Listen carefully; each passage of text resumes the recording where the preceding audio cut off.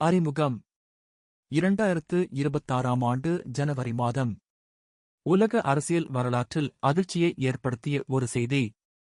Venezuela நாட்டின் ஜனாதிபதி Nicholas Maduro அமெரிக்க இராணுவ நடவடிக்கையின் போது கைது செய்யப்பட்டார் என்ற தகவல் உலகம் முழுவதும் பரவியது. ஒரு சுயாதீன நாட்டின் ஜனாதிபதியை மற்றொரு நாடு நேரடியாக கைது செய்ததா? இது உண்மையா?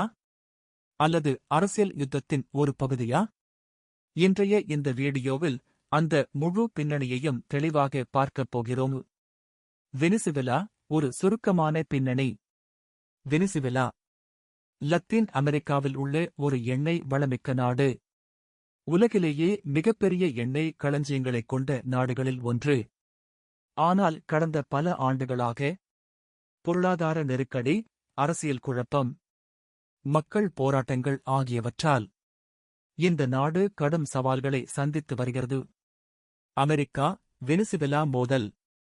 அமெரிக்காவுக்கும் வெனிசுவேலாவுக்கும் இடையேயான உறவு பல ஆண்டுகளாகவே பதற்றமாக உள்ளது.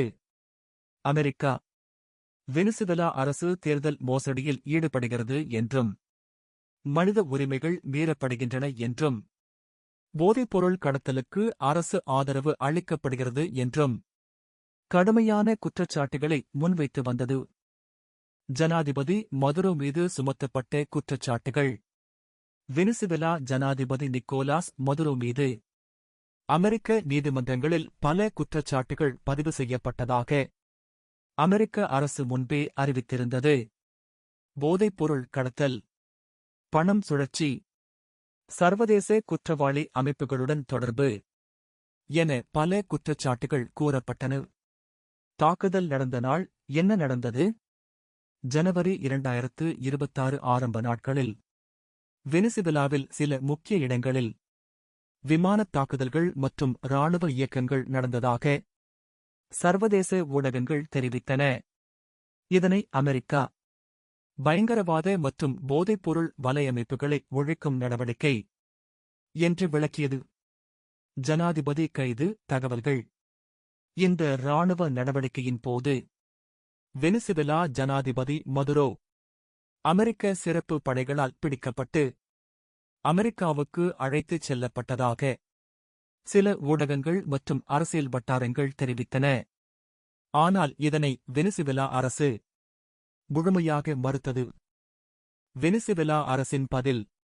வெனிசுவேலா அரசு இது ஒரு சட்டவிரோத தலையீடு, ஒரு நாட்டின் இறையாண்மையை மீறும் செயல் என்று கடுமையாக கண்டனம் தெரிவித்தது.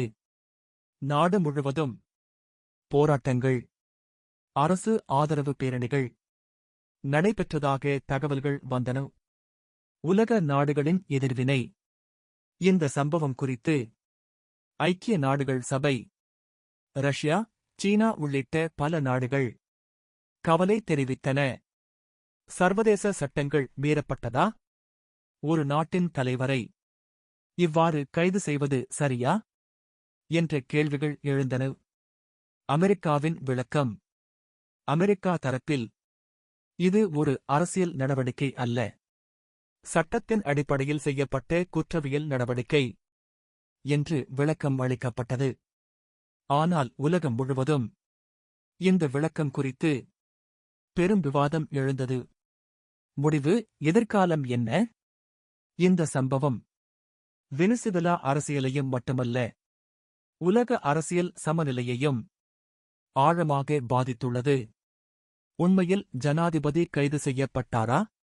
அல்லது இது தகவல் யுத்தத்தின் ஒரு பகுதியாக வெளியான செய்தியா?